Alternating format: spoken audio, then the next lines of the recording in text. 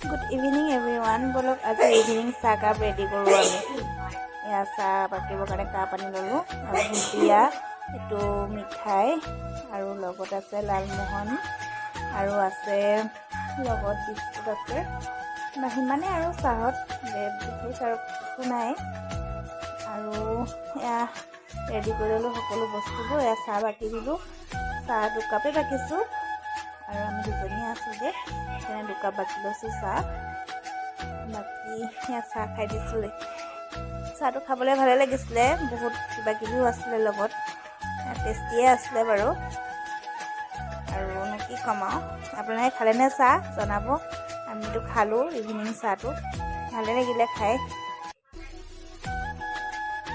ইমানেই আছিল আজি চাহৰ ভিডিঅ'টো। আকৌ লগ পাই আছোঁ নেক্সট এটা ভিডিঅ'ত।